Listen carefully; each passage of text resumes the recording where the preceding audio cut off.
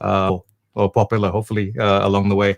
Our guest this week is Arishta Khanna. She's the founder of YakYak Global, TEDx curator, a reinvention strategist for individuals as well as entrepreneurs. And she's the current president of Toastmasters Club of Singapore. So we're going to introduce Arishta and have her introduce herself a little bit more, I guess. Yeah. Welcome. Hi, Arishta, you're on. Oh, is it? Okay. I was wondering. Okay, cool. Hey, thank you so much, and thanks, Andrea and Joe. It's a bit like a deja vu, like it has been in the past. So good. We're missing Tim here apparently, but yeah. So I'm Arishta, and I'm mom to twin boys that are 14 and a half now. And as you said, yeah, I'm a TEDx curator as well. And this past 7-8 years, I've done a lot of volunteering, and this space in the social impact space has been really one of my main interests and very intriguing. A lot of things that I've learned, things that I was never interested in, I didn't bother about, probably because of the upbringing that we've had. But it's been different now, and exposure does different things to you and makes you a different person, and that's what I am today. And I see that kind of ripple effect as I see with my boys now, which is why the topic today is so interesting. Yeah, and that topic, of course, is how we can do things a lot better for girls. And we'll come to that in a while as well. So the format's going to be really simple. There's one person, at least on this screen, that I know for sure has been keeping an eye on the news and keeps this program on track. And that's the person who's going to take you along right now to some of the news headlines. So Andrea, take it away. All right, no worries. This is all about the news that struck a chord with you this week. So, and I know that Arishta pays a lot of attention to the news, and it was one of the reasons that I really wanted her to come and to be part of this. She's very well informed lady, so I always enjoy having great conversations with her. It's true. It's true. Right, somebody's got some feedback going on there with their sound. So Arishta, if you could turn your volume down just a little bit, you might have to listen a bit harder to us, but that's probably the feedback from there. Yeah, cool. All right, so sort of about the middle of the week, I don't know if you guys saw it, but the IMF, or the International Monetary Fund, it came out strong, basically stating that the economic recovery has weakened in most rich nations due to the impact of both the Delta variant and, of course, inflation is now at risk. So they've cut their growth forecast in developed countries until at least the middle of 2022. And of course, the developing countries are going to be more severely impacted by this.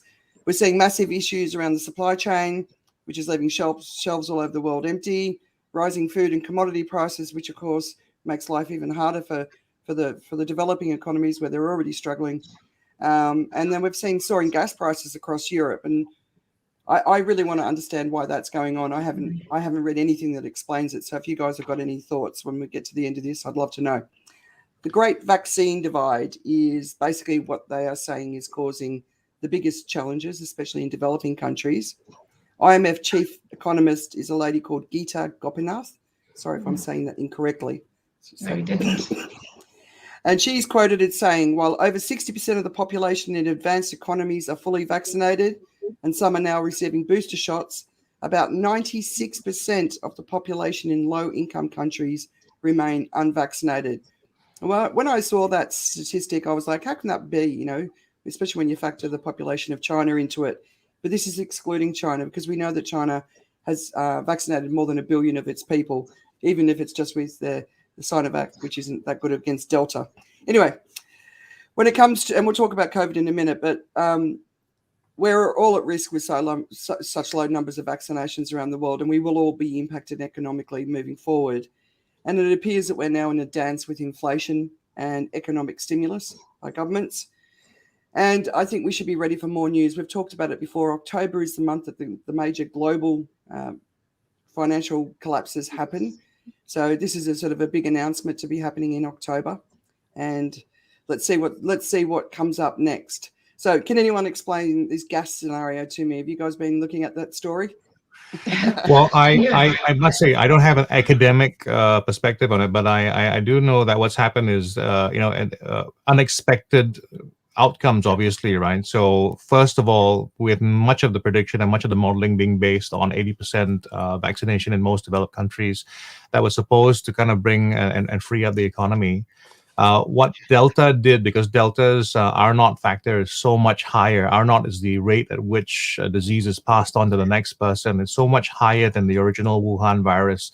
It is actually, it used to be, we used to use another disease as a reference and saying that was a terrible R naught. If it would be terrible if COVID-19 had this R naught factor, and that disease was measles. Yeah. And the R naught factor for measles is about 5.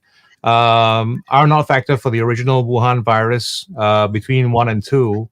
R naught for Delta is between 5 and 8.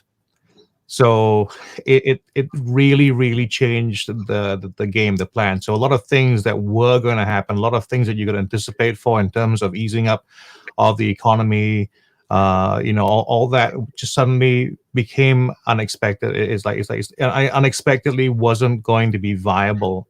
So while we were, looking forward and saying, oh, it's going to be quite likely that we can do this, and even, Singapore famously, who plans for everything, they were wrong-footed by that as well. The Delta variant made such a huge difference to everything.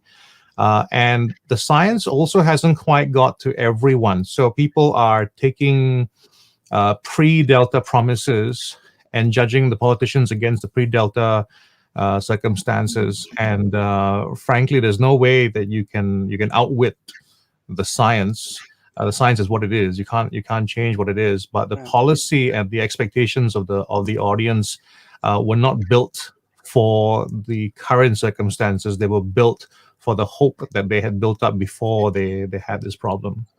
Yeah, it's so true. I'm gonna refer to a COVID article in the New York Times in a couple of stories, but it's so true. Like I've said it right from the word go. We have never outsmarted this virus. We've never gotten ahead of it, and we think we're smarter than the virus.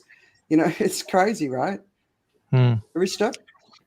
Yeah, no, definitely. I actually agree with what Joe's saying. So the expectations of the public versus what they had thought and hoped for and planned for obviously didn't align, and that's why we've got this big thing. So there's a big divide in here as well. The support for the current plans that are in place and what they're looking at, and against them that they completely lost the plot and so on.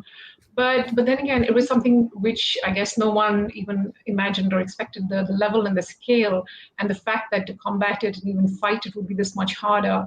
For Jacinda Ardern to actually turn around even now, pretty much I think last week she mentioned that we're going to have to learn to live with it, and we change tactics and strategy completely, because what it was earlier was they were happy because it was eliminated completely, and they were the only nation. The America's Cup, right? Any of those, where else did you have that where everybody was celebrating without masks and big, huge numbers as if it was pre-COVID? And that was New Zealand, while we guys were all sitting here, right?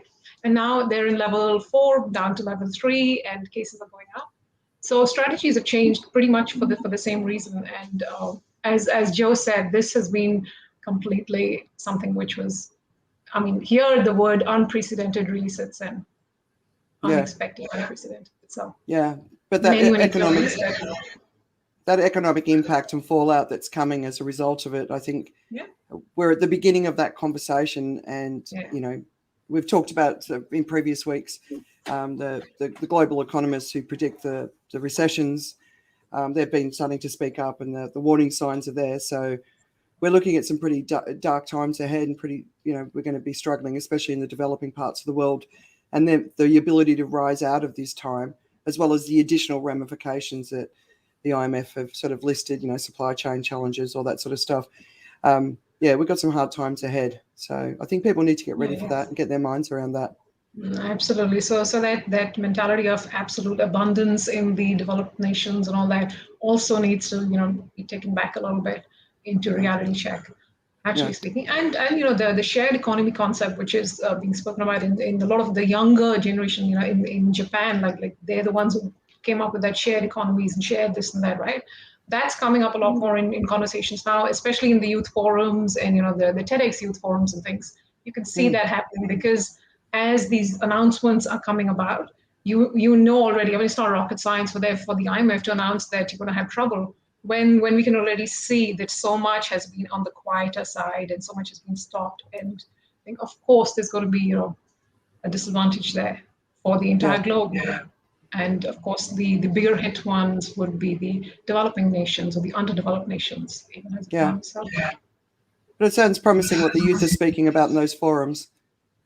Yeah, definitely. I mean, there's a lot more encouragement from that sector, I would say.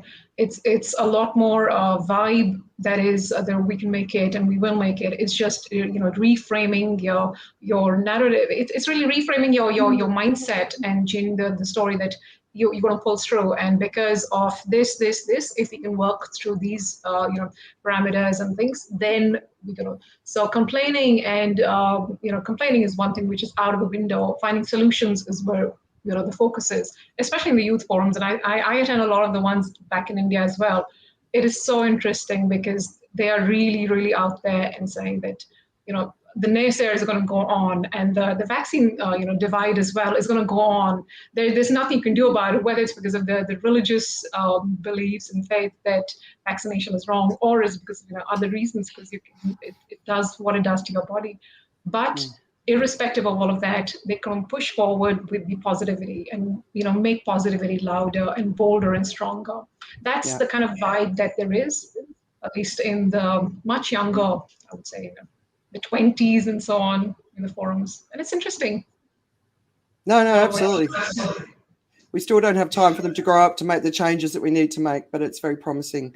One great piece of news this week that came out, just to move on from the economy, and I think that's going to be a story that's going to come up a lot more in the next coming weeks, but the US has rejoined the UN Human Rights Council, which reverses a Trump-era withdrawal.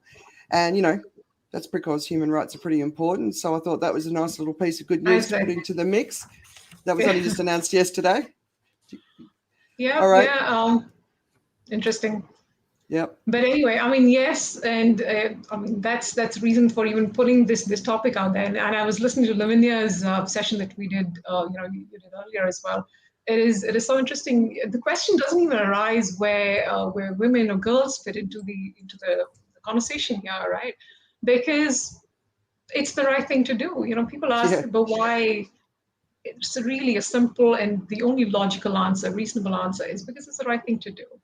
And then you have these conversations because of why the numbers and why there is, the women's forums and the women's entrepreneurial, so many of the what should I say, the women's networks and women's commissions and women's associations and so on, right?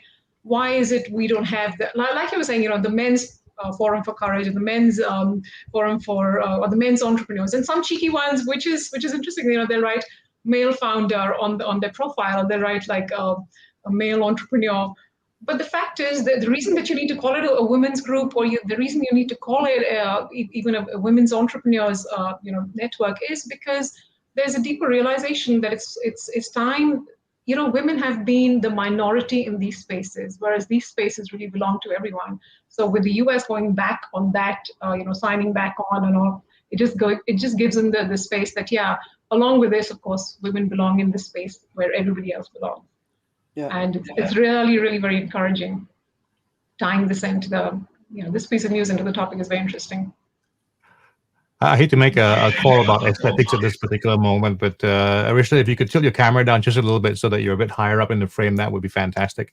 I also have Tim saying that he'll be joining us very, very shortly. I think he's somehow got lost in space for a while. Okay. Oh, good on you, Tim. All right, so I want to talk about COVID, and we've already addressed it within the economic thing, but there's a fantastic article in the New York Times, and the title is "What the Future May Hold for the Coronavirus and Us." One of the things I loved about this is because it's just really straightforward. It's an article of fact.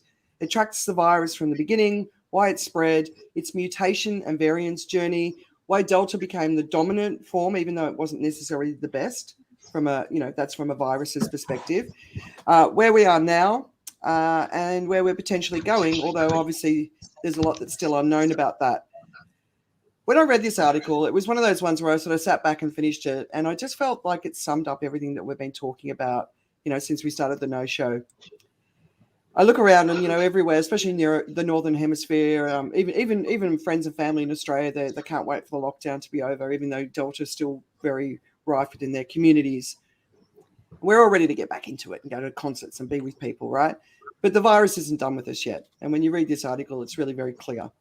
And this is obviously even more so the case in those countries with very, very low vaccination rates, which leaves the door open to mutations, and those mutations could obviously spread around the world and the vaccines might not work.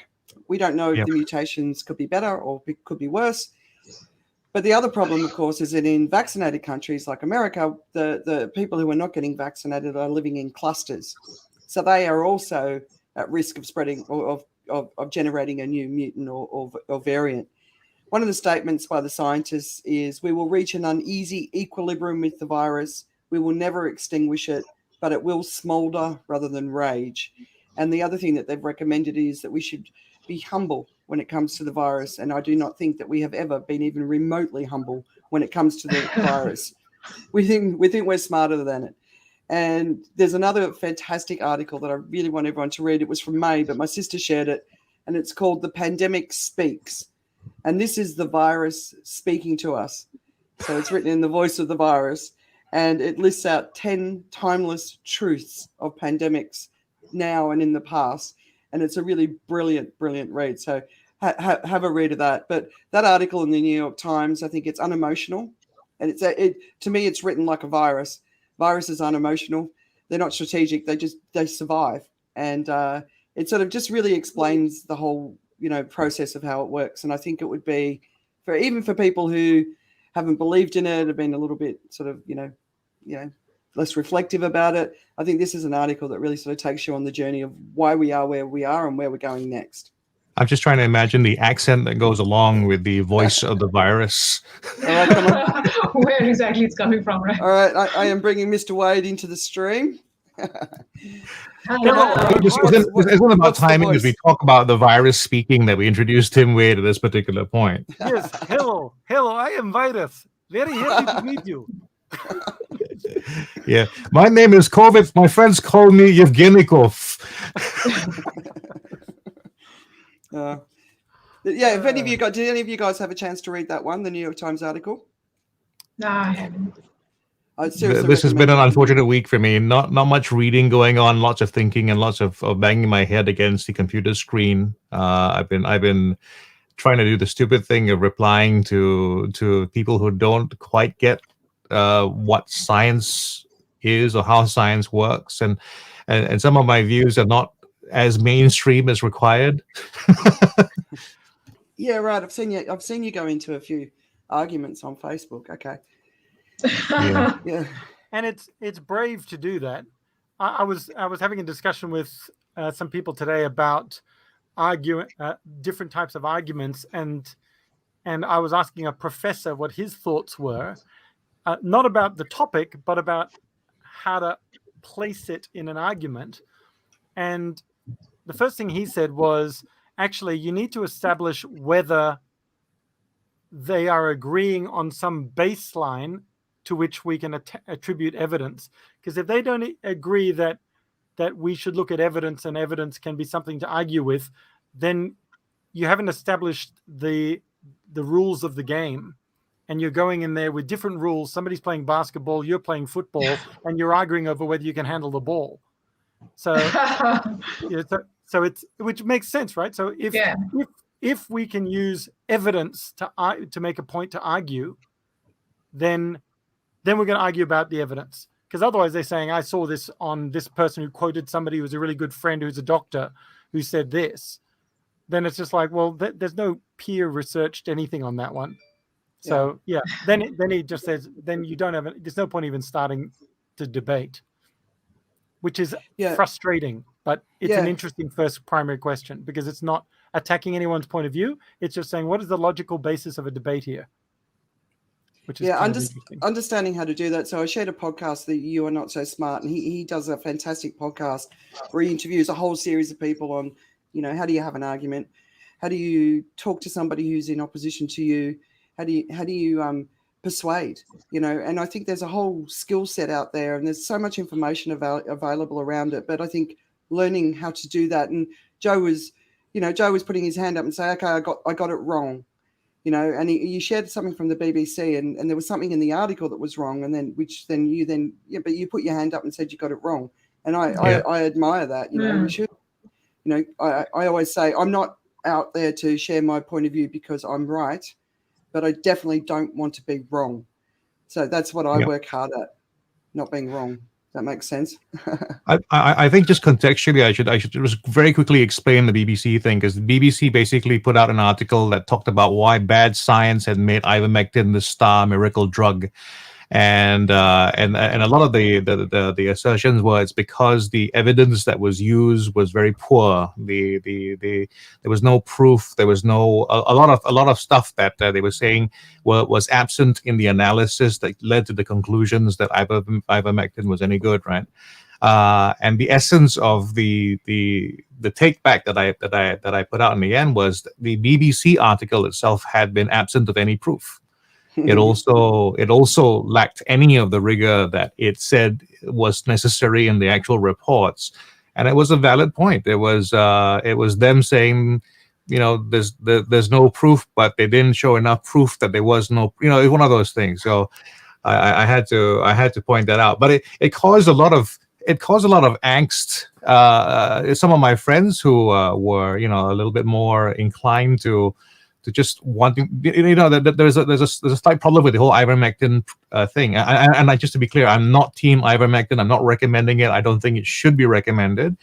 But at the same time, when the absence of proof that some things work, the absence of sufficient evidence that something works, does not mean that it also is bad for you. So people have to understand the difference between that. And the problem that we have with ivermectin mostly in the world right now is actually the misuse of ivermectin. If people thought that Panadol, for instance, was going to protect you and cure you in some significant way from COVID, and people were overdosing on that, then it would be a problem as well. But it wouldn't stop Panadol from being something that's sort of useful, and we can sort of use it for part of this and part of that, but it's not inherently bad. We just don't want to recommend it as the thing that's going to protect you from COVID-19 without the medical basis to say, yep, we're absolutely sure about that. I was using ivermectin with the rosemary on my chicken. Is that wrong? It's delicious. It's delicious. The wrong use of it. Yeah, but it makes the point. We all have to work harder for the information that we share.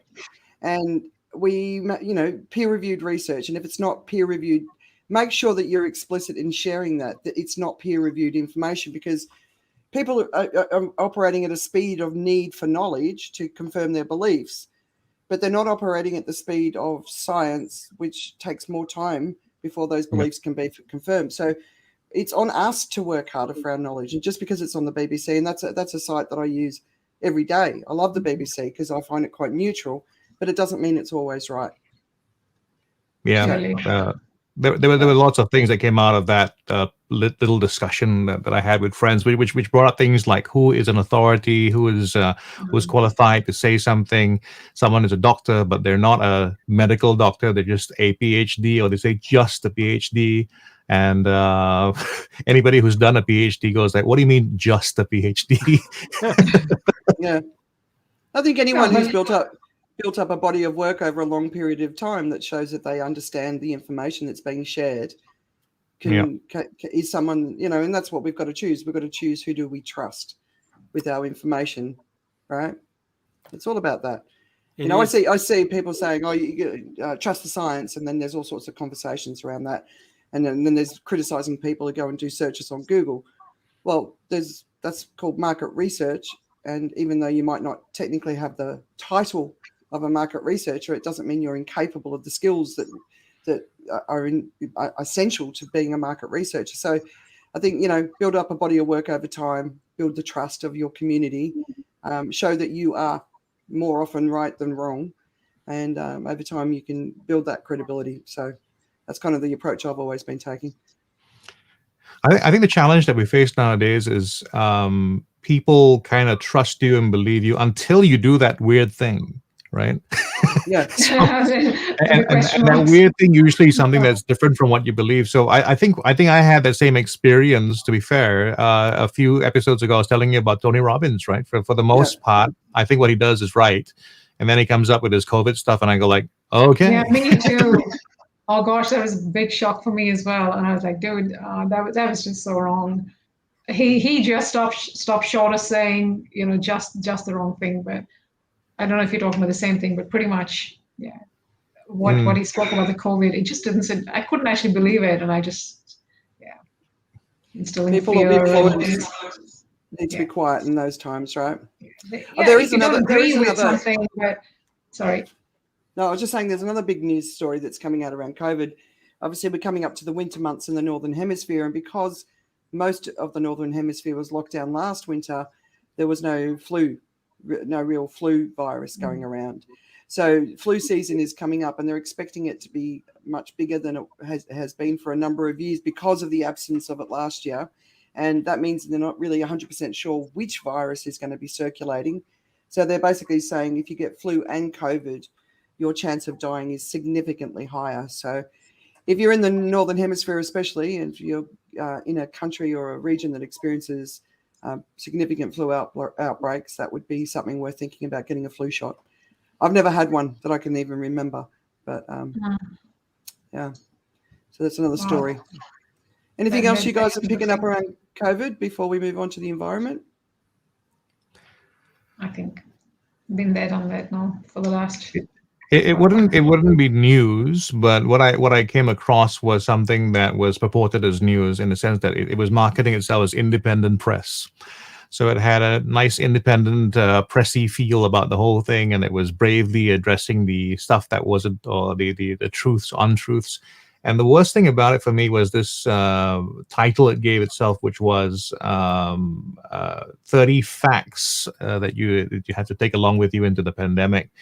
And they just weren't facts. They were just they were just fodder that made it more possible for someone not to wear a mask, not to vaccinate. There was less reason to believe that social distancing and all those measures would work because these facts were kind of presented in a pseudoscientific way, I must say. So they looked at some things where they put some charts together and measured, the differences between areas of the U.S. that had a mask mandate versus areas that did not have a mask mandate, and then the numbers didn't seem to make much of a difference. And it all came down to, the other thing is you can do with statistics and simply something like a pandemic or like an outbreak. Is that if you look around enough, you'll find the curves that match up, to match the story you've got. And the other thing they also do is they'll take some information which was really being read the wrong way. I mean, they had this curve that they showed a rate of infection amongst the older people, and they just showed that the shape of the curve was pretty much the same, and then it crossed up and it got really high at the end and all that kind of stuff, and it was supposed to show that it really didn't make much of a difference. And the real point of the data that they were trying to say was the proof that it didn't make a difference was that it's the area under the curve that tells you how many people died. So if you had a higher point, it means a lot more people died, but they didn't recognize that. And this article came to me as proof that proof of a counterpoint, and that was what was really quite scary for me, as if people had what they thought was science that was against the mainstream view, so to speak. And that's what's really dangerous about it. People who think that they have the correct information, and they think that they have the data to support this information as well. And a lot of the views, seriously, they're so interesting. They talk about the facts. Masking doesn't make a difference, and a study in March of 2020 revealed this. And it's an article from September 2021. I go like, yeah, no, not the reference you want to use to prove something today. Yeah. March 2020 was a little bit different to what's happened since, right? And we've actually seen it, right? The spikes and so on. Yeah. Yeah, it's great. You can always find information to support your opinion. You can always find it. It doesn't necessarily mean your opinion is correct, but you can do it. Yeah.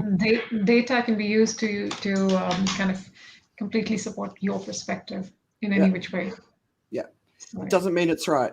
If it's not Doesn't mean linked it's to credible peer-reviewed scientific research, or depending on the topic, if it's not linked, so they can reference research, but if they haven't bothered to even link to the research, that requires digging through. So editors and sub-editors taught me over the years, anytime you make a reference or link to a reference, you go to the reference, and then if that reference links to another reference, you keep digging through the references until you get to the original, and that information in the original is obviously on what's the word?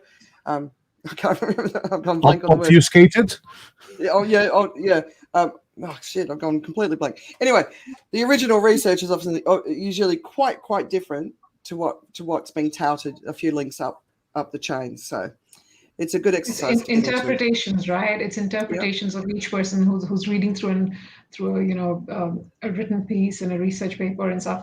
But you interpret it differently. You use the same numbers to give a different viewpoint.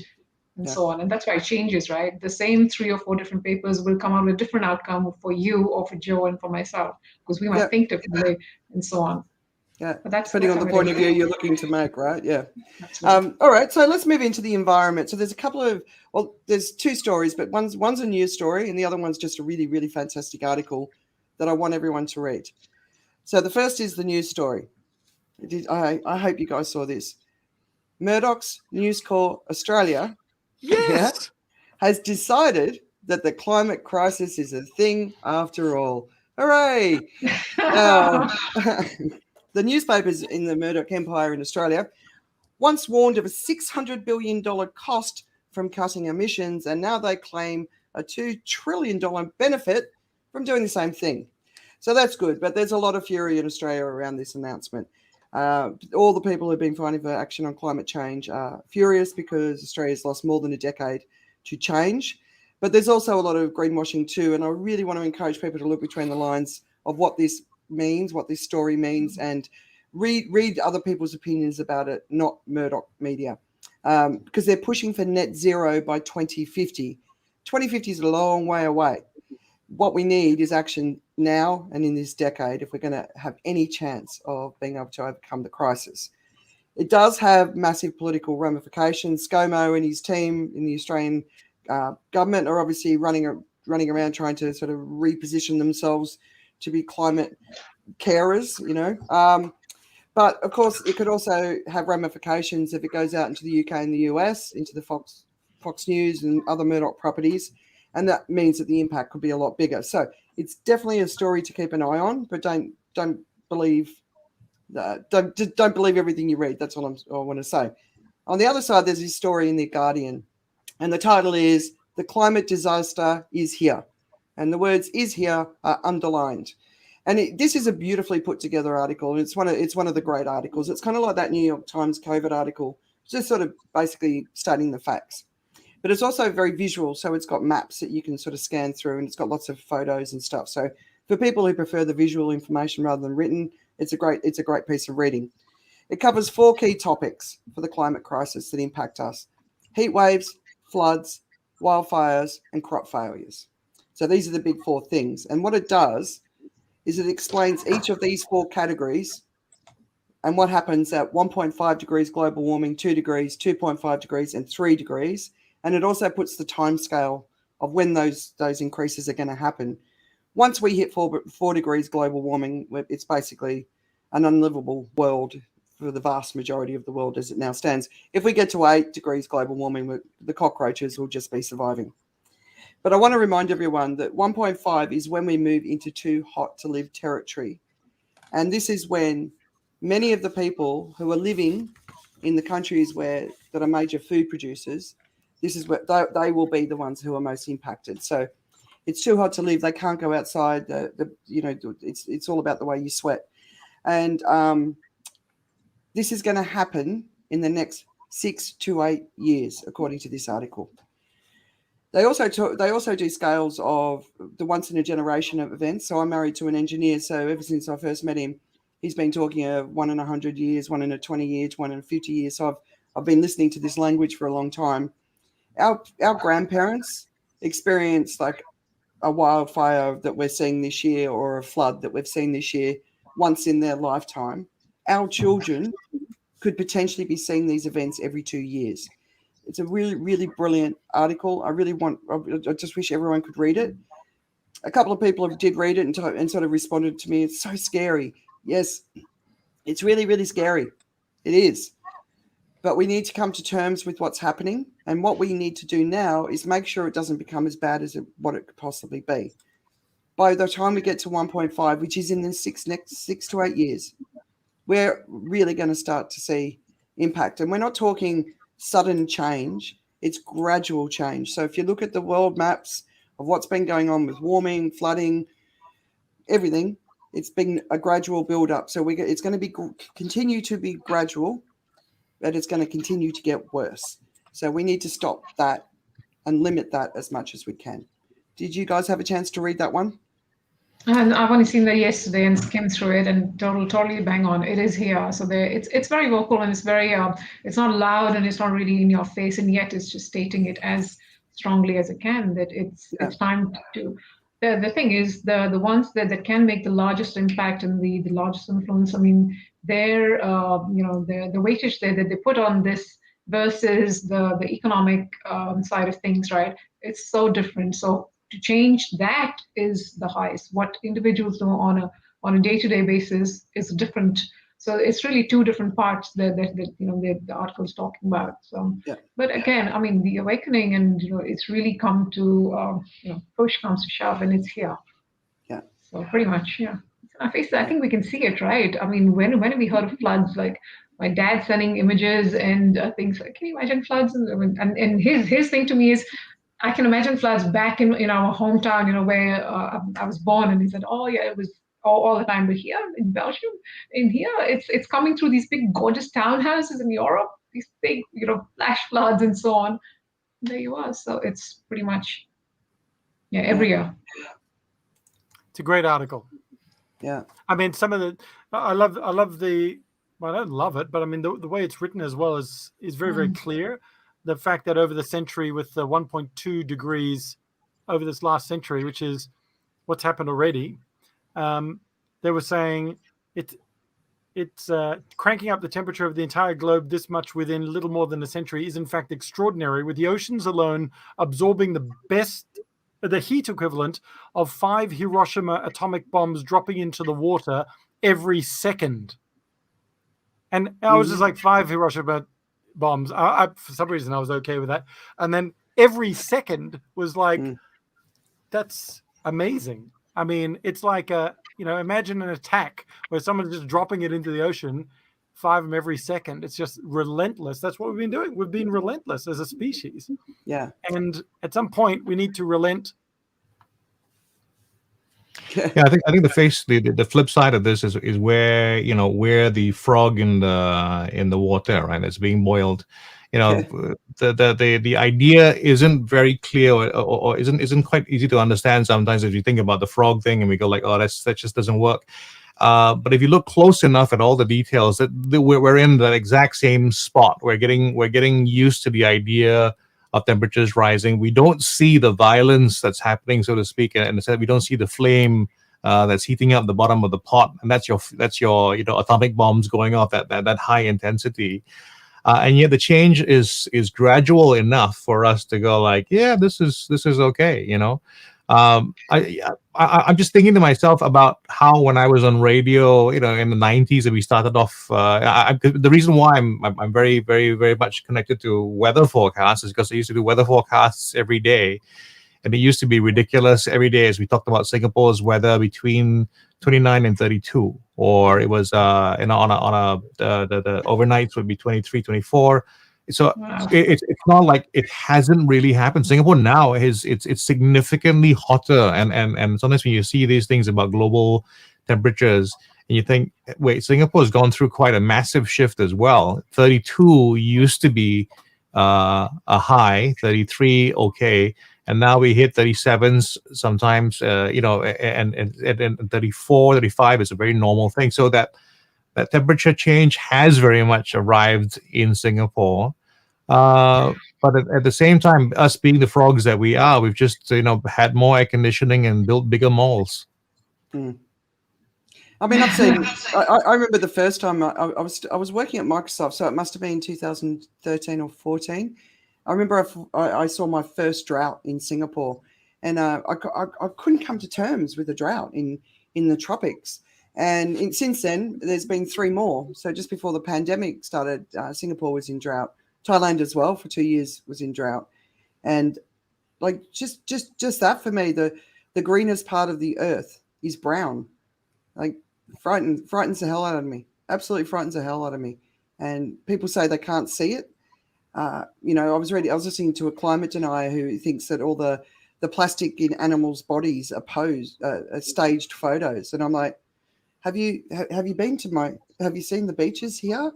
Every day there are people picking up so much trash out of the ocean. So it's not just that we're putting the atomic bombs into the ocean. We've also got this other crap, and I think 10 garbage trucks a minute or something worth of crap going into the ocean. It's everywhere. It's everywhere where you look. Yep.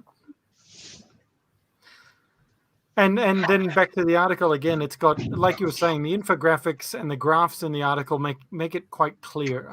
And it is a valuable one to read. Yeah. It's a good one. Yeah, but the Republican states, if you're worried about the Republicans getting their abortion law across the states, if you look at that map, they're all pretty much going to be wiped out in the next decade or so anyway. Well, the beginnings of that journey will begin. So, yeah. Worth fighting for. Yeah. All right. Shall we move on to this weekend's theme? Okay, let me just find the banner. Can I just say one more thing about climate before we do that? Yeah. Did you see the article about the accusation against Brazil's president and body of crimes against humanity at the International Criminal Court for chopping down the Amazon? And no, what I they're didn't. doing? But that's good news.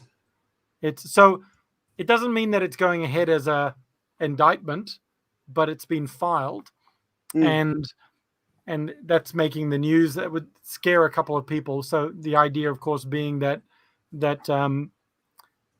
they've been putting gag orders on people. They've been removing people that are stopping the progress of the logging and everything else, and that's the stuff that's been listed in the particular article. So.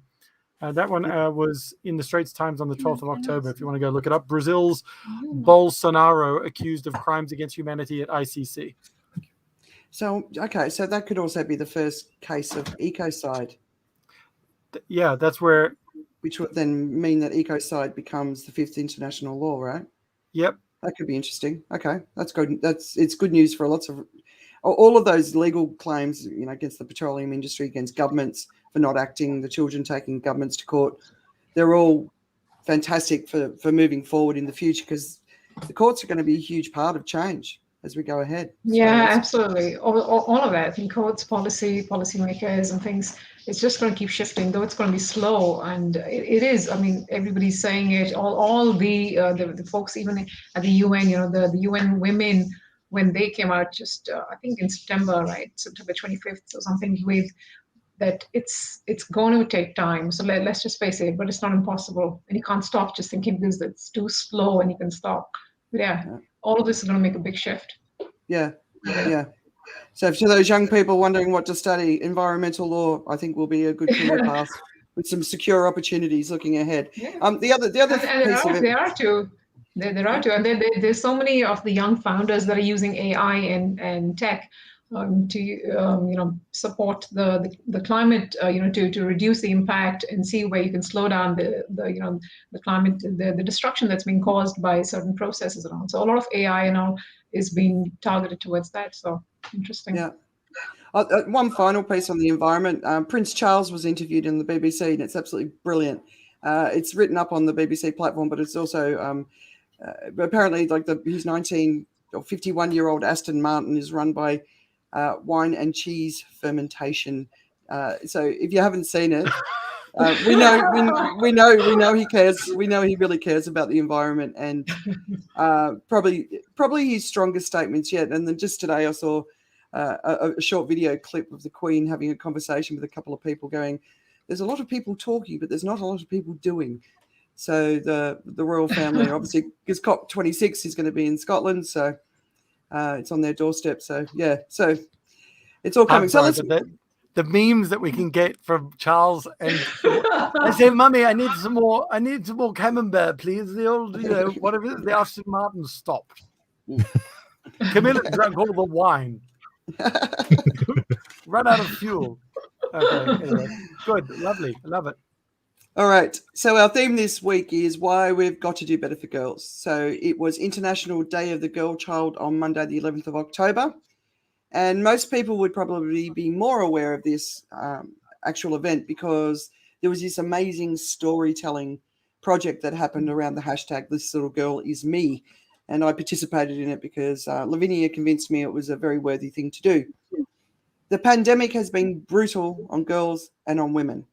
We've seen alarming rises in slavery, which includes sexual slavery. Adolescent girls are dropping out of education at alarming rates, and especially in the developing world have been so badly impacted, just not even being able to go to school. And there's an additional 10 million girls at risk of child marriage due to COVID. I could go on. For me, it's the key thing is a global crisis has shattered the world's ability to protect girls and to keep girls safe. And that is the tragedy. We haven't built a society that is strong enough to hold girls safely, no matter what we say.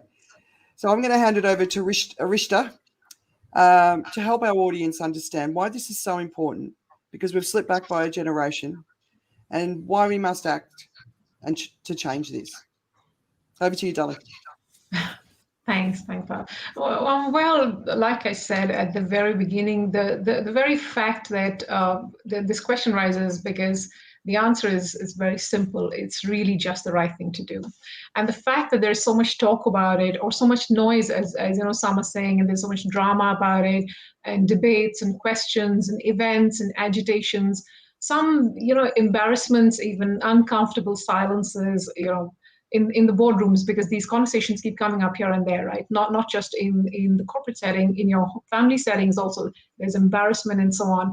When you're trying to talk about these things, there's also unacceptable amount of, really loud backlash as well in some other settings. So there is a reason behind all of this, right? And that reason is that sense of awakening, which has gotten stronger now that the world has gotten to a bit of a pause, right? The COVID-19 has obviously, like you rightly said, is set us back in this particular segment to quite a bit. And that realization has suddenly gone deep down, and that awakening, that uneasiness, a feeling of, not being able to win in this situation, and working this hard to get to a place, suddenly you feel that you've gone backwards almost 20 years with the progress that you had actually made because of the situation that we were in. Everyone's, tied up in their homes and unable to, connect or get the support they need, get the protection they need, or so many other things. But yes, these days have to, overturn and come back. And that can only happen with things like this, which is, the International Day of the Girl Child, which is also, the reason why it happens. And the message behind observing this is because it's clear girls are disadvantaged and not really enjoying their, the fundamental human rights, so to speak. And there's so many projects that are going on now virtually, especially, even if you look at, one of the younger girls who's doing the Sahara project in Africa. And she was saying, it seems like, we're all running this race, and it seems like I and, all of my friends, my girlfriends and all, where the boys are running on two legs, and we guys seem to be, running on just the one leg. We do not have those resources and things like that. So this hashtag movement that has happened now, which you were just talking about, that is really, important because it's connected, like you said. The idea was to increase participation, to increase awareness, and connect these girls to very regular, everyday role models. That if they could have done it, it doesn't have to be the most, you don't have to be on the cover of the magazine and so on to be a great, woman role model. But that's what's kind of, the impact and the ripple effect. And that's why it's really, really important to give that hope that it can be done. Yeah, I mean, educating girls is one of the sustainable development goals, and it's right way up top. So when you educate girls, they have less children. They stay in, obviously they stay in schools longer, but they also further their education. They contribute more to their societies. They manage their finances better. They have less children, which is something that we definitely need. So the benefits are just like and in business, when you have equality, businesses make more money. When there's equality in countries, the GDP goes up. There's no reason that we should still be where we are. And the fact that we've lost a generation of progress in less than 2 years is unforgivable. It's completely unforgivable. It's depressing. It's very, very, very true. So, and just to, because the world as it stands today, what comes to mind really when you think of it, the world in all its glory, and so to speak, it's been fast-paced, and there's this massive digital transformation that has happened. It's been accelerated, obviously, because we didn't have a choice, right? And so there has been abundance which we could have seen and have seen, and yet there's so much imbalance. So it really depends where you're standing and where you're looking out from, that you can see a different picture. And that's exactly where it is. So education and getting them to understand. And for me, in this big conversation, one of the women there that really spoke about was, and I really align with that, is we really need to bring men into the conversation, and have men. It's as allies. It's really not a battle anymore. It's time for networking. It's time for collaborations and partnerships. The whole world is existing with that. Whether it's even it's associations partnering with others, but really bring men into the conversation, bring the young boys into the conversation, and so on. And that's what's going to help accelerate back what we've gone backwards. Because when that realization happens, and the education, not just for the women, because one thing is educating the girls and letting them know that there is dreams that you can achieve, and so many other things, right? But also providing those resources for them to make it. Just telling them that these are your role models and this is what it is, which is the first step, is bringing them to a point where they know that they can make it. The second step is we need to bring that support system around them. And which is why, like you said, educating a girl really means a huge, huge trigger effect into the positive, which is bringing up so many other things. And something I always say, equality it's not a women's issue, it's a human issue, and men win too. But we've got two dads here. Joe, you've got a daughter, right? Only one? I have four. You have four daughters. Oh my God! It's complicated. I had 3 daughters and a son, and now I have 4 daughters. It's gotten that complicated in my world. But yeah, 4 daughters. And then Tim's obviously got one little lovely lady. So, what do you guys make of all of this? You've got okay. Well, I'll start in terms of like feeling that you don't have something, or you feel that you have a disadvantage. I've got to say, my kids have never had that sense. I've never felt that they were behind anything, and I live. I think having lived in Singapore all this time, and I've often looked at the management structure in the company that I dealt with the most, MediaCorp, at least the radio side of it. We were actually very heavy on women. So in terms of the balance and stuff like that, I never really felt there was that particular kind of disadvantage. And there were occasions actually I felt disadvantaged as a guy. There were certain things that I felt. We know when people are trying to balance things off, you can be on the receiving end of that and go like, well, hang on, like equality. Equality, for instance, for me, one of the issues was that equality is about looking at the best people for the job.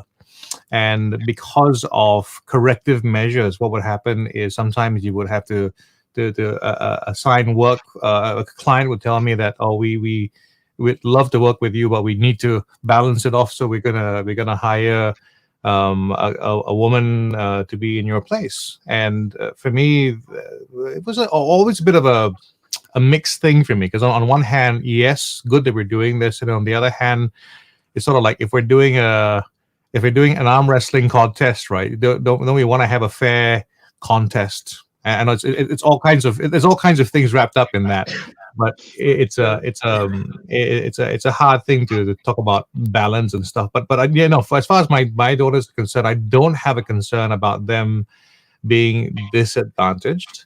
And I think for me that the big challenge really is how do I strategically empower them to climb a different kind of ladder. I think the ladder has changed over time in terms of what it represents to the what kind of ladder society presents you to climb, and how you climb it changes. And for me, I'm trying to help them change, help them climb that as best they can. But not much of a problem for me, I think, for me anyway. Interesting. I can't hear Andrea. Oh, Can you? Sandra, That's good. There you go. Yep. Sorry, I was just saying, education of girls is something that's a real crisis around the world. yeah, Singapore is obviously it educates its children, and its education system is world class. Yep. So the countries that are doing well by their girls are often they're incapable of understanding the bigger crisis that happens around the world, because they're doing everything that they can. So Yep. even from your perspective, so the way you see the future for your daughters, it's from in a country where it's pretty good. You know, there's a lot of opportunity for women, a lot of women in senior ranks. I don't know if Singapore, I mean, it's never in the top 10, but it isn't. no, Philippines is the country in Asia where the women rank up higher, which is surprising, because probably right now that's not the case. But so there's our experience. So I'm raising boys to be gentlemen, to be respectful towards women. But then there's the bigger perspective that's beyond us, and it's about how do we help influence that being changed, doing the best we can within our families, because I think that means we contribute adults out into the world, you know, that are good people. But what about the bigger challenges, you know, that will help the world move forward in a positive direction? I was on a producing a panel the other day of for diversity and inclusion, and you know that's the exact thing. You know, the Singaporean participant really had not much of a feeling of being disparaged against, and they felt very confident going into other areas. And in fact, there was a whole interesting thing about what happens when someone from Sweden shows up in Singapore and they become the minority. It was quite interesting. So you can be completely, you don't have the context, you don't have the feeling about it, and you really can't imagine until you're actually shown it that there is a different kind of problem somewhere else. Yeah. So maybe we need to make sure that light's being shined enough, or in a bigger way. I don't know, Tim, what do you think? Yeah, I think from a young girl's perspective in developed countries, my feeling is that there seems to be parity, but I don't think that that's showing necessarily in the top jobs in organizations. Yeah, exactly. So I think it slows down at a level. And then the excuse that everyone would give, well, it will be that the women went and had kids, so that's understandable, but then that doesn't make any sense, really. And I mean, it makes some sense, but we're seeing Prime Minister of New Zealand managing to have kids on the job. It just seems to be a dismissible, a reason that allows an easy dismiss of pursuing it, where actually, if people looked at the data, they might find some reasons to make some decisions internally and to make sure that the opportunities are there. Yeah.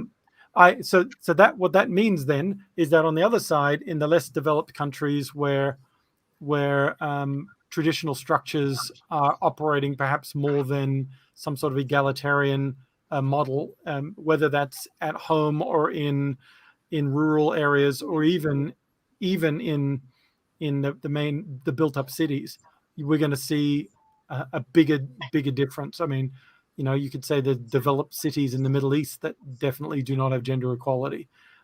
You'll see that in in lots of different parts of the world. So I think it's something that's happening everywhere, but I think it's more pronounced in those less developed places, and the awareness is possibly more felt by the women there, understood in the places where it's not as in the built-up places, but nothing's happening to help those people in the poorer places, if that made sense. Not enough is happening. Yeah. And COVID, what COVID has done is it has been a pressure cooker for the difference. So again, the kids in Singapore aren't feeling it massively from a pressure cooker perspective, but they certainly are in places where income has been severely impacted and the household has made a decision based on income as to who goes to school or who needs to help out. And so that's where it can really be detrimental. Yeah.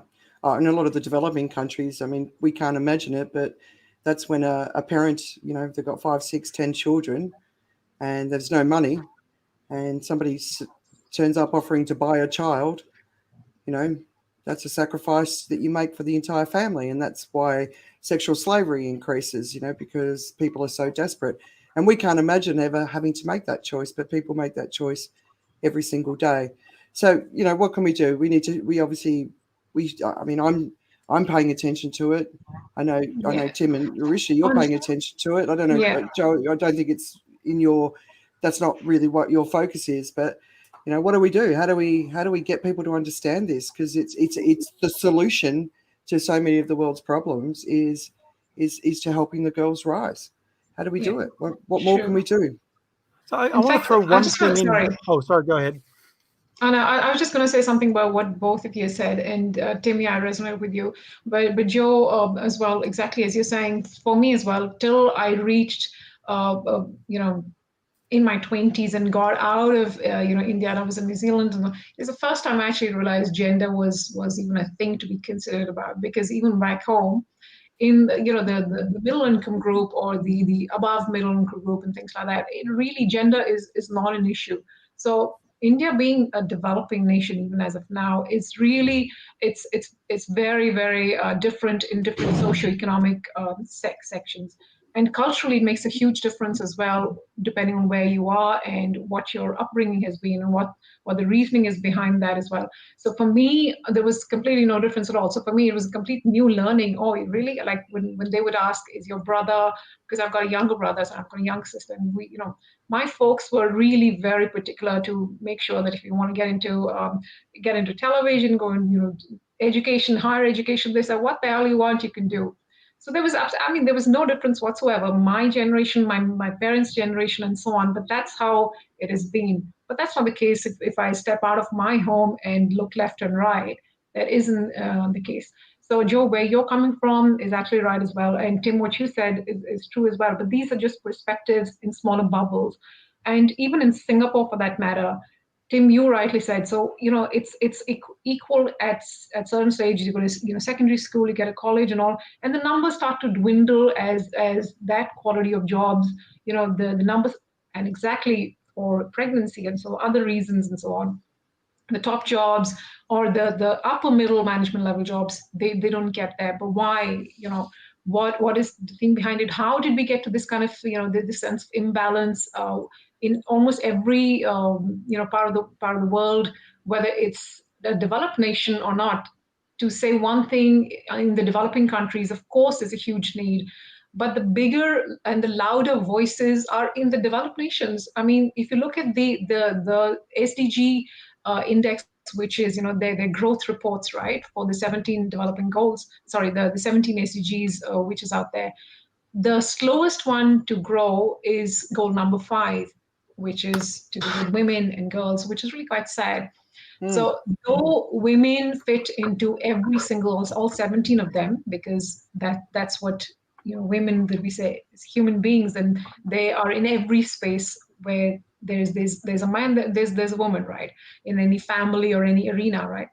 But specific to that goal, that we should have seen much, much higher growth. But goal number 5, women empowerment, that is the slowest one to grow, one of the slowest ones to grow. and that's something to talk about. Why is it that it's been like this? So many like Andrea, you're saying that there's so much corrective measures being done. There's a lot being spoken about. Yet, I think culturally, and it's being recognized and acknowledged now by all those activists and the women who have these associations who started and champion causes and stuff, that it is going to take time. It takes time because it takes time to change a mindset.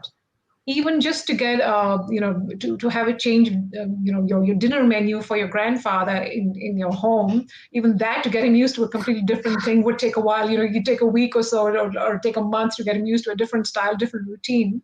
But to get the globe and the planet on board for something like this, which is different, culturally in so many different places, and it's going to take time because it's not easy to change that mindset. But that doesn't mean it's not possible. We just need to find ways to accelerate that, and that education which is seeping down now in at least in the developing nations as well, is making a big, huge difference, and it is making a big impact. But the decision makers and the policy makers are all the others, which are a different generation, and that's where the gap is. So what we want and what we understand in the younger generations, whereas the execution is in the hands of the policymakers and decision makers of a different generation. And often gender. That's right. Even the United Nations, like they had, the president, there's only been 4 female presidents as yet, and not a single, Secretary General which is female, even as of now, in the last how many years? What, they've been around for 78 years. Yeah, but that also could be female intelligence, because who'd want that job, right? Well, yeah. I think there's a thing that we sometimes maybe not accepting of as well, is that there's seasons for things to happen, right? And like if we think about, if we take away gender as one particular aspect of it and just talk about profile of people who are sort of in charge and wealthy and sort of in the limelight, take intellectuals, people who are like the geeks, right? And think about it back in the 50s or 40s, and their role in society and how they were viewed and how they were you in terms of status, in terms of bully status, they were the lowest status, and how that's kind of evolved and changed now, so that geeks are kind of who eventually are ruling the world, so to speak, right? For now it's the season of the geek. I think there's something happening with that for women as well, and every single group actually is trying to advance its role, its position, and if you think about there's so many women in the world, and why has it come to this place? Where are we right now? I mean, part of that, as much as we don't want to say that it's about things like rearing children and having families, that is also that is still part of it. As in, like, in terms of priorities, it's the geeky, it's the geeky priority. I want to be a mom. I want to be a dad. I want to be a good parent. This process is what I'm going to be. This is part of who I want to be, and this is the kind of price that I'm willing to pay along the way. Like for me, for instance, if I were to drop, out of my radio career just to pursue my modeling career because I was so passionate about that particular thing, people would say, well, yeah, okay, well, he's first of all has no chance, but secondly, though, he would have decided to pay a price for that, and he would have jumped out of it, and we would not expect that if I came out of that 2-year or 3-year hiatus that I would jump back in and not be stagnant with it. I wouldn't be expected to have jumped forward as well in my radio career. So I have a little bit of a problem with this again, this cherry picking of situations, right, where we want people to take on everything and say, okay, well, we should be able to pursue a career and have a family and never pay a price for it.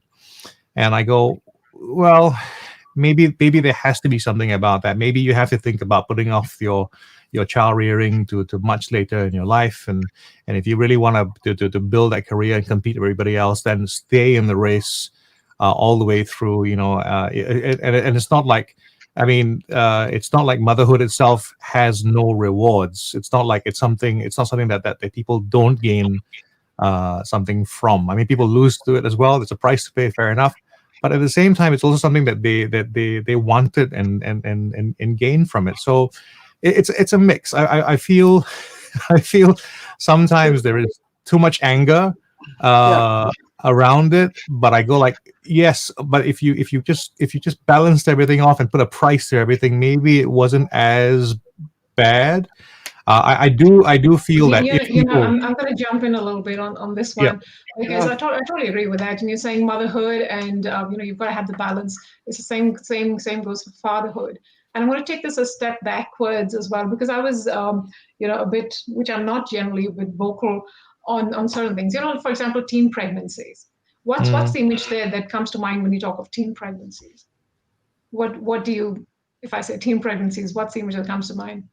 A young girl pregnant. Yeah. Do you ever think of the boy?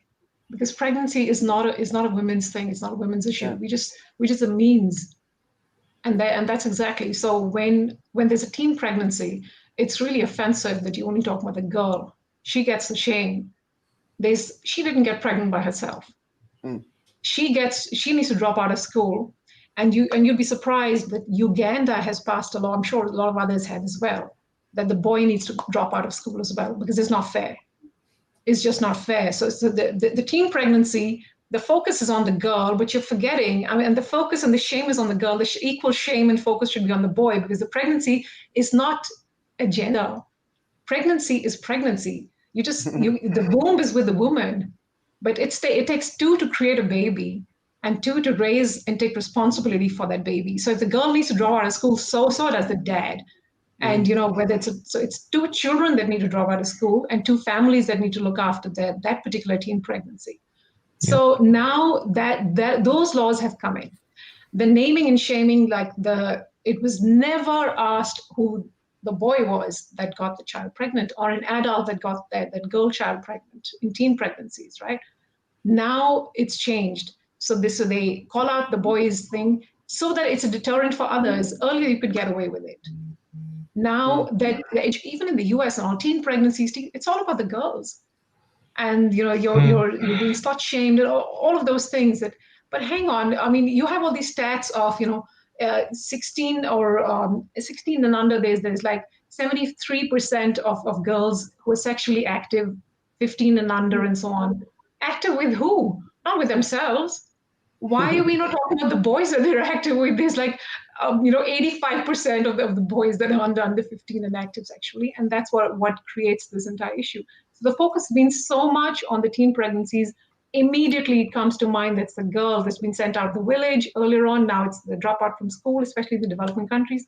Nothing to the boys whatsoever. But that's changing, because just like you said, it's a balanced motherhood and all. It's the same balance for the fatherhood and all. So when you decide to have a family, the family doesn't have a gender. The pregnancy doesn't have a gender. It's a child, right? And you're bringing it together. You take a joint responsibility. So that mindset, and I can see that it's a big one. It's a big step. Even for me myself, because that's what got me intrigued and brought me into this space in a bigger sense. Because before this, I never even thought of it and didn't see it happening in my family or anywhere else. My mom was free to do what the hell she wanted, pursue degrees even after raising 3 kids and stuff. There was no issues. But at the same time, yes, because it's a mindset. We've never thought of it differently. And this happened actually at a keynote event. Andrea, you'd be surprised. So one of the speakers who's a close friend of mine at one of the keynote panels, she when she got off stage, we were having a chat, and then she went off to get some food, and her husband came over. He's a professor at NTU, and he was talking to me. And so something about, again, exactly what Joe has mentioned as well, that it's a balance. You've got to make a choice. You want a career, you want a family, you want a baby. And I'm like, now hang on a minute. And this is a really senior guy. He's moved from the US, and he's like, I don't understand what the fuss is all about. You women, you guys are better at the job and so on. And I said, look, of course it is. It's a natural tendency, and yes, it is so. But it's all about having the opportunity to make a choice and say, no, that I do not. I'm one of those.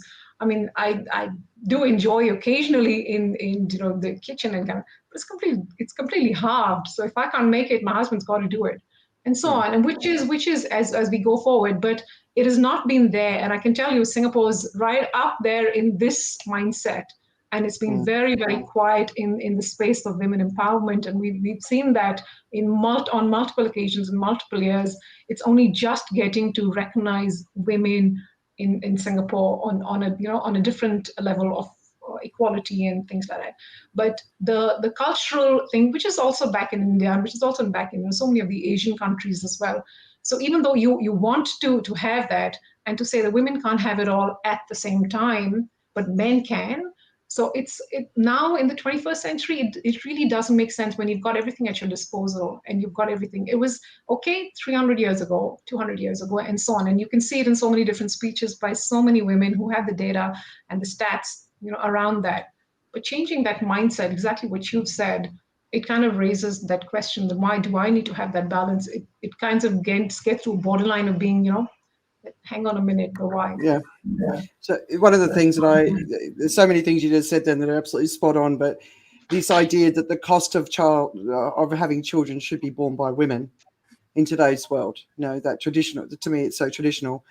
But the other thing is the lifetime of a woman and the lifetime of a man are two different things, right? Yeah. And what's happening at the other end of the life cycle is women are living, obviously, usually outliving their husbands, but they're experiencing deeper and deeper poverty into old age because the way that we work and the fact that women are punished for delivering the next generation of citizens in every country is a punishment in the future. And now we've got a whole bunch of women who are saying, well, I don't want it.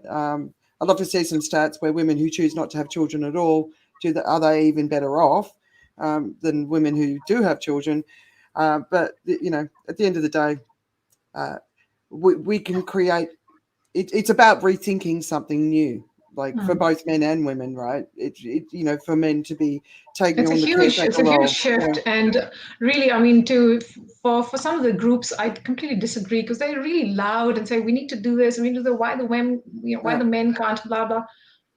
Give it a break. It's something that they've been used to for hundreds of years. And so have we been used to. What are you talking about the men? So the women used to. Not every woman wants to go out and do all of those things that other women are fighting for. Let's get real. So many women are happy to be in the home and with the family and take those 10 years off and then restart and rethink of an easier career while the man is out. And that's perfectly fine. We're talking about having that choice. And that's all. Having the tools and the resources with us, and that's all. So it's a different conversation. It's not a battle and a fight and thing, but it's just having that the access to those resources and things so that you can make a choice and create the balance that you need to, or if you want to. Yeah. It's only just that. I was going to jump on to the next section, but it looks like Tim's ready to chip in. You're saying something? Well, I was thinking, obviously there's a big cultural undertone to how different societies will operate, and what's been happening in the past tends to continue. And if you want to go back far enough, a lot of this probably stemmed from warfare, and that the men would charge in, kill all the men in some village, and take the women, and and that would be part of the plunder and all this sort of stuff. And so these sorts of dynamics would be happening.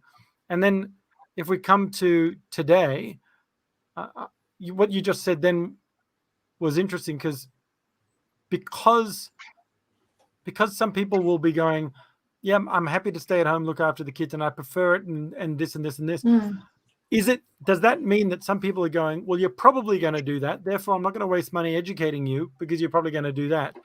And then you get caught in this cycle of, well, whose choice is it? So what you were just saying was we got to make the choice available to the woman to choose, or the man to choose, to stay at home and do all that stuff. And so then presumably at some point we talk about the three things that I scribbled down were education, which everyone seems to be going, yep, we should have equal access to education. Access to income, which is the one where once they get out of the school system, or even in the school system, but once they get out of it, access to income becomes a determinant of behavior. If I can't access income independently and I'm dependent on someone else to access income, then effectively they control me. Absolutely. They control what I do, and they control all that. Yep. And so from that perspective, it would seem to make some sense to invest in business skills for women, as well as leadership skills, but business skills to help them run their own business and to be self-sufficient from an income perspective, regardless of how big that is. And that will serve them in corporate, but it'll also serve them in running a small business. And then from an awareness perspective, just from children's safety. I'll try and make it as short as possible. But the two people I spoke to that I think were really interesting conversations, and I think they're on YouTube. That is, these conversations I have are on YouTube. Was Nikki Mee, who is a British woman who lives in Australia, and she spends time in Australia and Cambodia, and runs Free to Shine, which is a women's young girls protection agency. And it's more they protect the girls by informing the villages to keep the girls in school, because when they're out of school, that's when they get picked up by the sex traffickers. And the sex traffickers aren't stupid. They don't turn up and say, "Can we buy your child?" They say, "We can offer employment." Yeah. And the employment starts with in the city, and they bring to the city, and then they move slowly closer and closer and closer to the red light districts, at which point then some are just nabbed and thrown straight into it, but others go through this sort of desperation, and then being in an environment where where it seems to be okay, and then they're in. So it's this sort of chipping away at but the grandparents think they're working in the city, or wherever it was. That was usually the grandparents, because the parents are out working and the grandparents are at home. And if the girl is not in school, then she's at home, and then the idea is go and work. And where this offer is there, that's what tends to happen. So what Nikki and her team do is that they make sure that the girls have got access, and the grandparents are educated. The parents, the village, they take the whole village and they inform the village to keep them aware. Then they're also keeping the girls in school. So they're fighting to keep the girls in school. If the girl's in school, she's going to get the education, and she's going to be out of this. She's not going to be sitting at home where the parents go, "Yes, go and take the job." Because if she's not in schools, then she'll be expected to go and work, and that's where the danger can be. And then they do things like just simple things like providing them with the money for the school uniform that can keep them in school, or the textbooks that can keep them in school, because without that, they're not allowed to go, or the bicycle to get them to school and back without getting pinched. So that was one person I talked to. It was a really interesting conversation. And then the other one I talked to was Janine Lee, who's a Kiwi who now I think lives in Australia. She was living in Australia when I was speaking to her. And she is an ex-police officer from New Zealand, focusing in, from a homicide perspective, but also domestic violence became her passion. And she offers counseling and also business consulting from a domestic violence perspective. And the reason that conversation happened early on in COVID was because my expectation, also talking with Andrea about it, one of the big challenges of COVID and what that was going to do from a domestic violence perspective, particularly in households where domestic violence was already happening, but as Andrea said in last week's call, in households where the pressure of that started to see domestic violence for the first time, and just where women are impacted in particular from a domestic violence perspective out of COVID.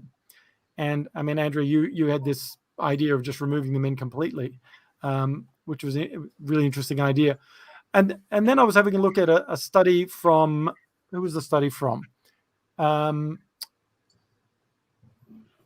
I'll tell you who the study was from in just a moment. But they were asking girls in various different parts of the world, Plan International, I think it was. And this is just possibly the vision for the better world. They were saying post-COVID, do you think it's going to be better? And they're asking a group of girls, and I can give you the numbers, but there was over 7,000 girls in all around the world that they were asking these questions from. And the most optimistic in worldwide was Latin America and Asia Pacific, believe it or not. that they post-COVID was going to be great. Africa was the one that was most pessimistic, and North America, weirdly enough. But so I think that, and it depends on the study, and it depends on the question, and it depends on how it's been framed, and it depends on a whole lot of things. The challenge of COVID, if we're back to that question of how COVID has impacted this in a really interesting way, I think primarily the biggest impact is possibly going to be access to income. I think, and the income impact on decision making in poorer communities as to who gets the benefit out of a large family of 10, and who are they going to put their resources in, because they've got a resource crisis in a sense.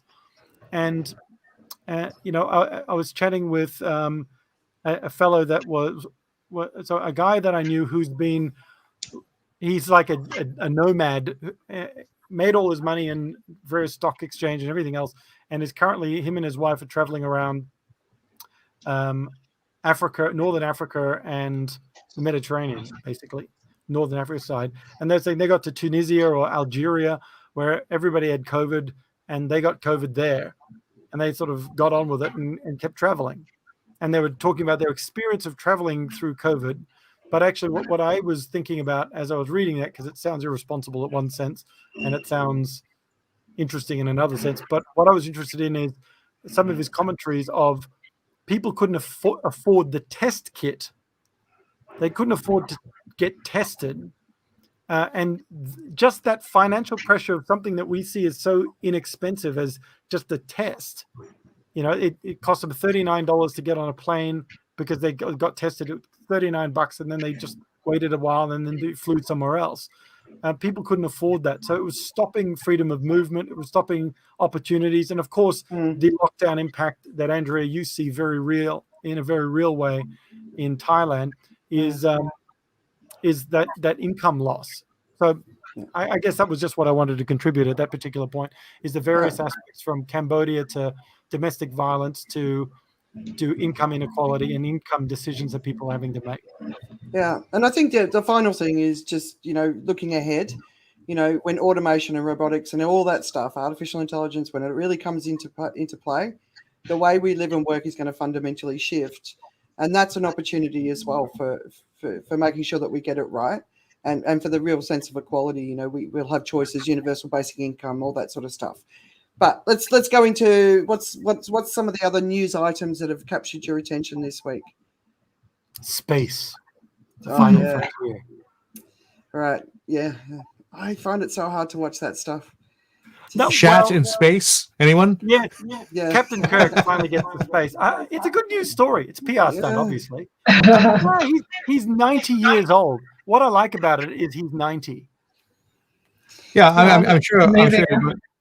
100% marketing, 100%, Amazon doing a great idea, because basically, who do you want most to go into space? It's people with lots of money and not much in terms of expectations beyond that, right? So you're looking for someone who is an icon, is going to activate, I think, a lot of old timers and saying, you know what? Yep, that's what I always wanted to do. And now we can see that they put a 90-year-old up there. I can do it too.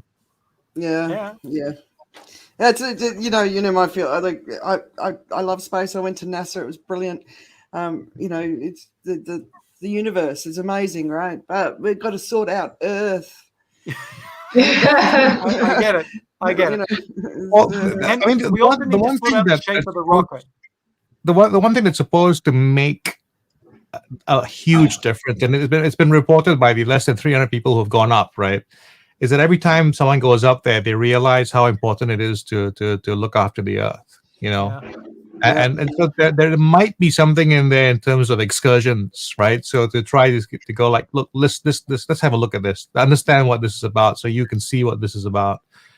I don't know whether there's a way we can do that, but I think I mentioned it before, but art is probably the way you can do that. You can figure a way for artists to create experiences truly immersive, real emotional experiences that can help people to feel that feeling, they can do something about it. I was just thinking about the big problem that we're all facing is that we're trying to be unnatural. All that we're doing now, talking about the environment, trying to balance things, trying to give equal rights and stuff and all that. If we were to allow ourselves to be natural, completely natural, we would fall into the animal state with the alphas. We would eat ourselves out of existence, because that's what happens in animal kingdoms, right? They're in an environment, they pillage the habitat, and then they die out.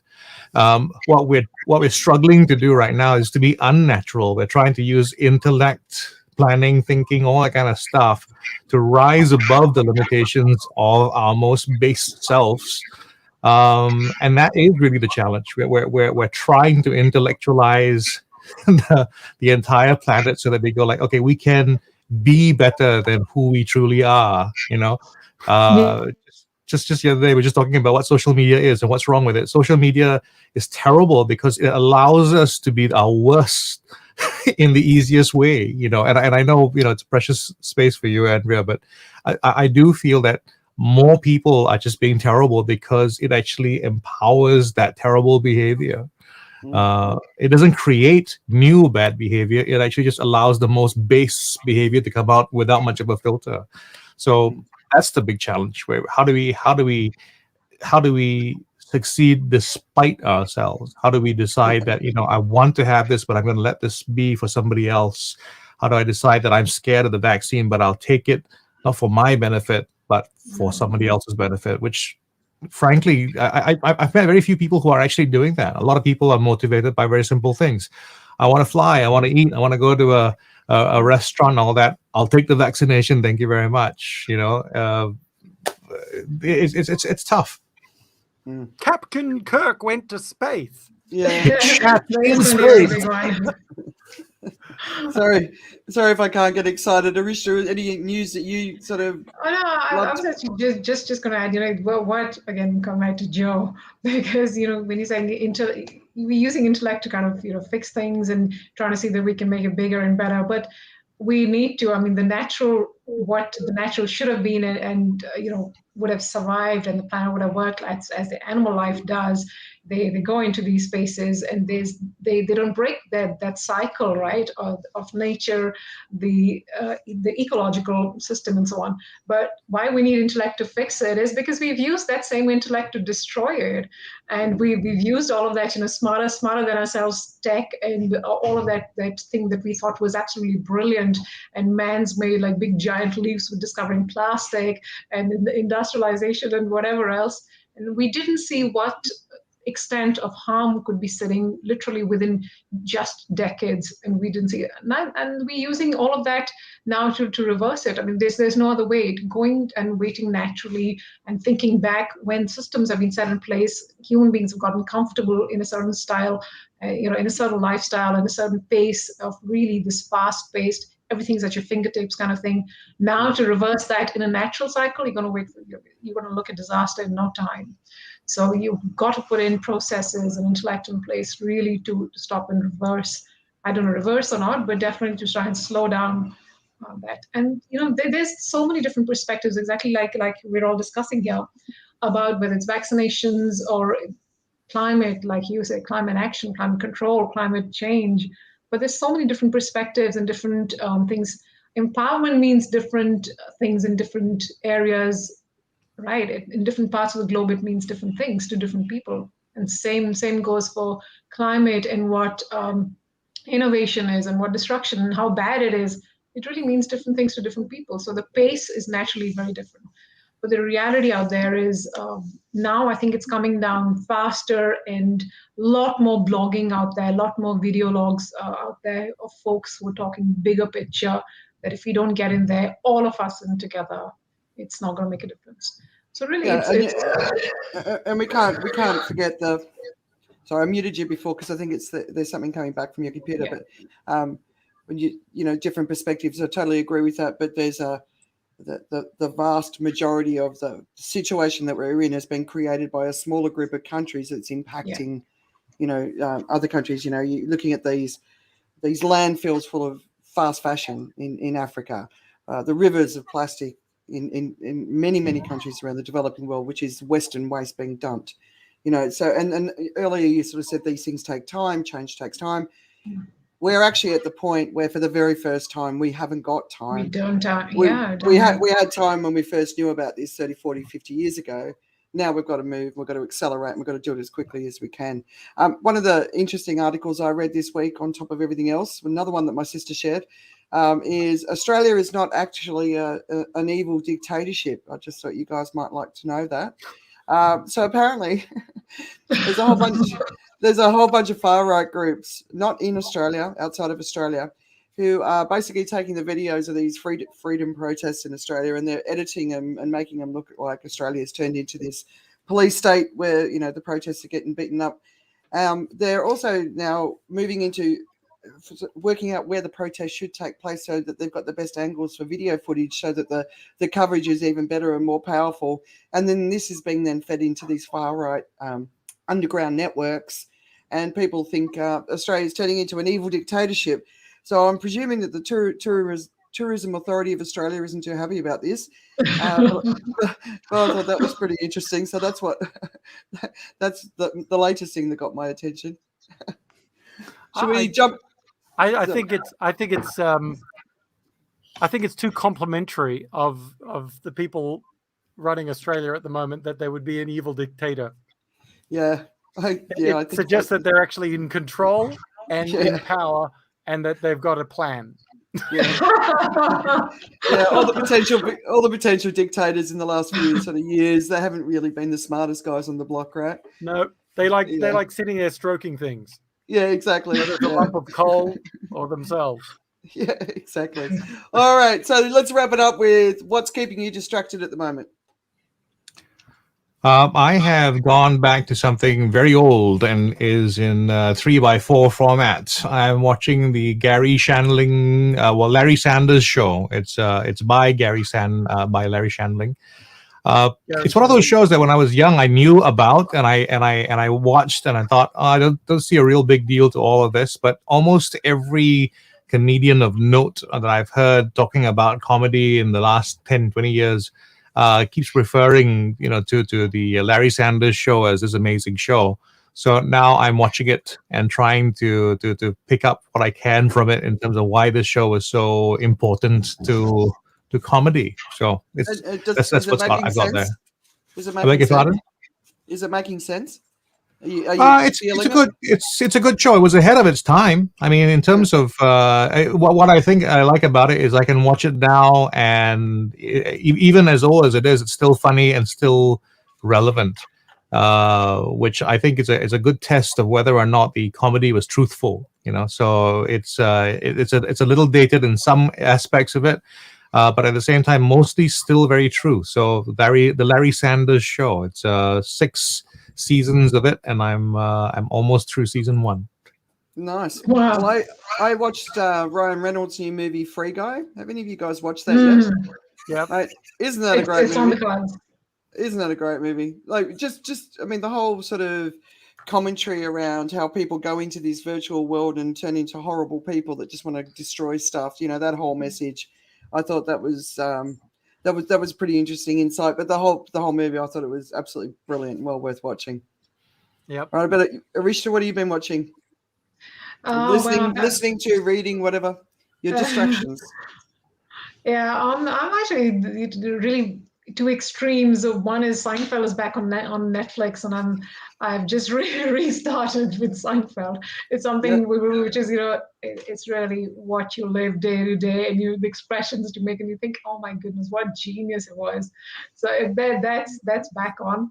But yeah, besides that, I think on the other hand, I've gone deep dive into certain what things that we've just spoken about, and those two are the big ones in the social space. It's just I just want to see where I can on the platform that I'm doing, and one is More Than Mom to Two, because that's who I am. But it's just very everyday heroes and everyday simple people are the ones that they're going to bring about really without the yelling and shouting. How can we accelerate bits and pieces, and without like you're saying, the dramas on social media and the misinformation and all that. So it's just reading different perspectives, which I haven't done in the past. This is really very, very new for the last year and a half or so, seeing things from a different angle in the social impact space. Because a lot of it is out there to be part of the game and to be part of the, of even the rat race of social impact, just to be a name in there. But how much actual impact is happening is a lot of the noise just clutter out there, and is there something that you can handpick and look at the folks that are really change makers, and those are the ones which need to approach policymakers or things like that.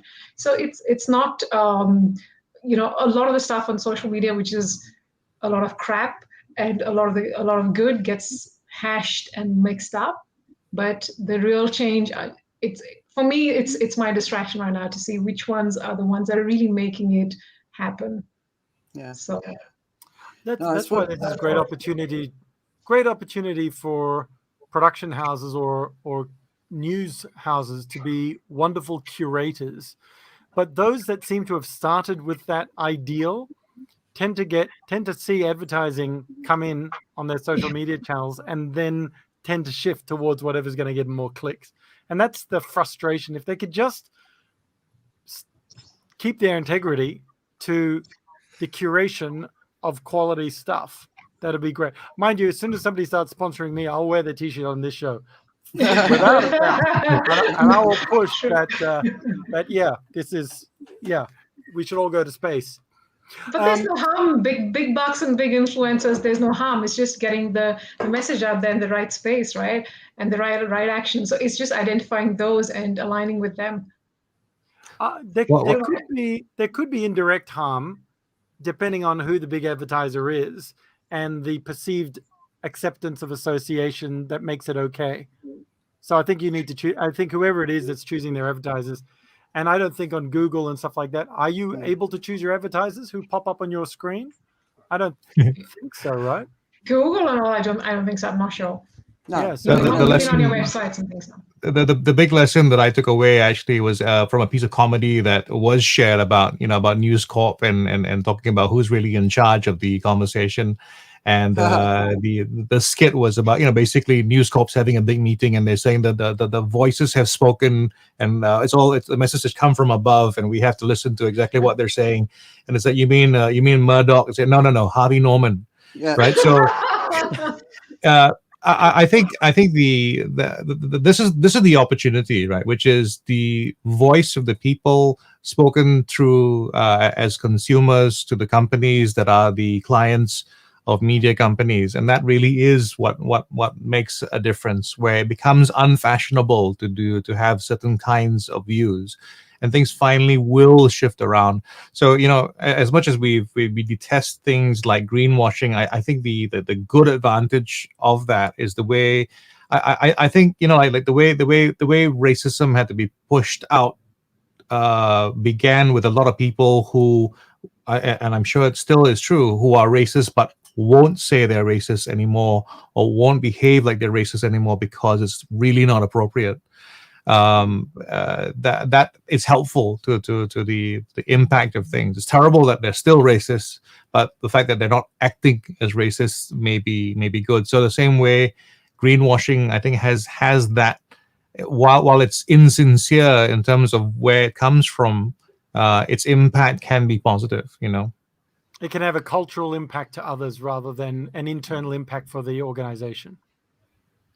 But the problem with greenwashing is it can slow things down by making people think you're doing it, but you're actually still you're still polluting everything. And then it makes people cynical, so that means then they don't want to, then they don't trust the media and everything. Exactly, right? Yeah. So did I mention you shouldn't listen to me at all?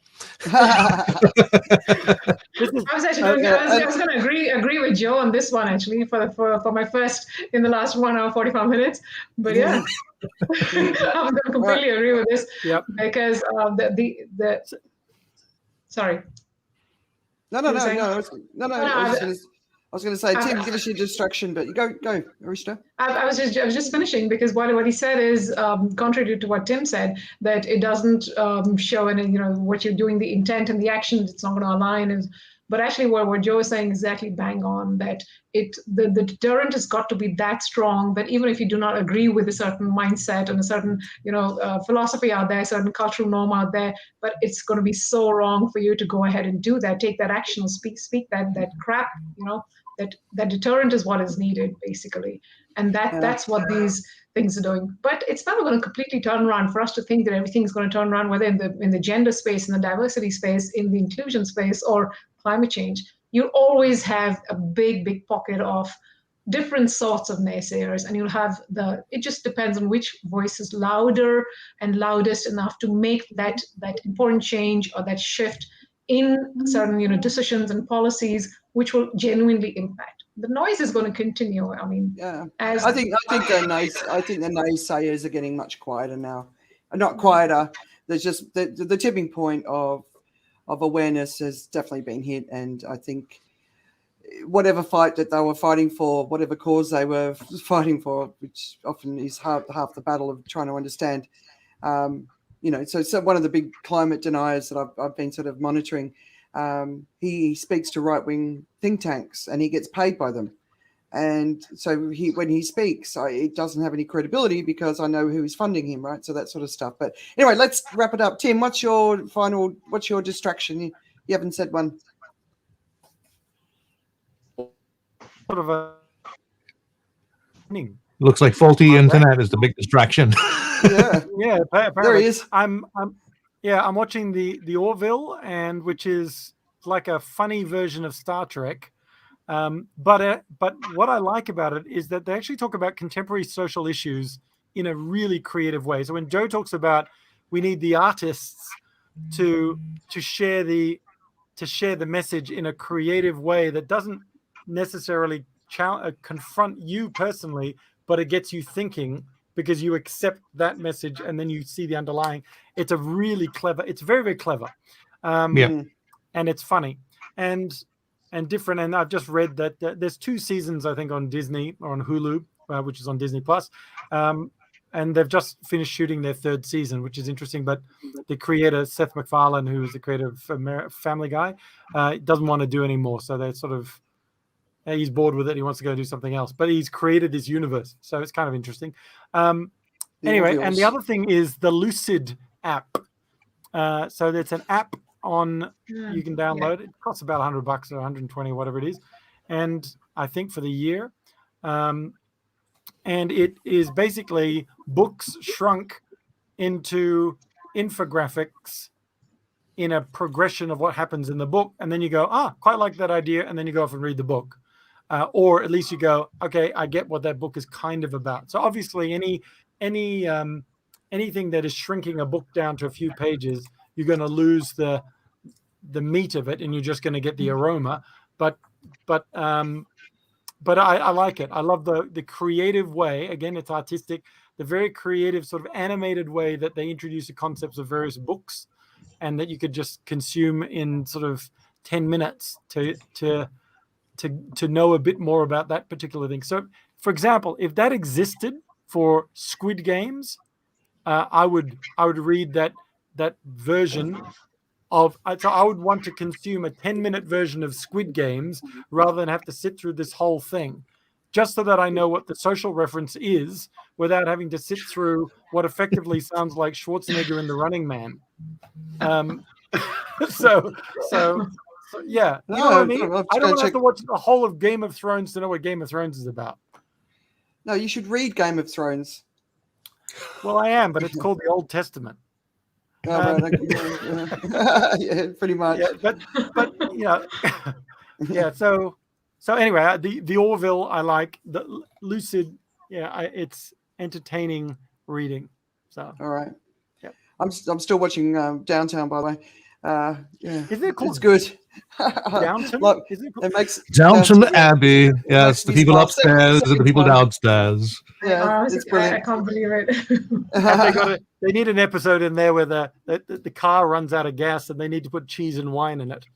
Yeah, exactly. No, No, maybe it's the good. timelines aren't quite right. It's good. It's a nice distraction. It's a lovely distraction at this time. It's a different time, and that's been nice just to pull myself out of reality. Anyway, look, Arishta, thank you so much for joining us. Really, really appreciate it. I hope you enjoyed yourself.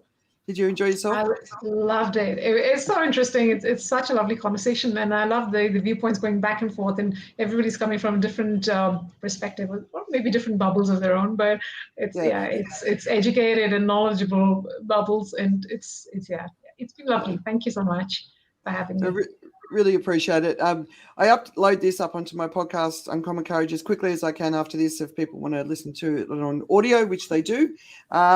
So, come and join us next week. We're here every week, 3 p.m. Singapore time, 2 p.m. Thailand time.